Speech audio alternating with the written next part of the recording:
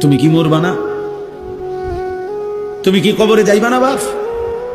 এই পৃথিবীর কত রাজা বাদশাহ কবরে চলে গেছে, তুমি কি কোনোদিন কবরস্থান দেখো নাই? তুমি কারো জানাজা পড়ো নাই? তুমি কি কোনো মানুষের লাশ দেখো নাই? আমি 5 দিন আগে আমার জ্যাঠার সাথে কথা বলে আসছি, বাড়িতে খোঁজ খবর নিছি। 5 দিন পরে আমার জ্যাঠা মারা গেছে।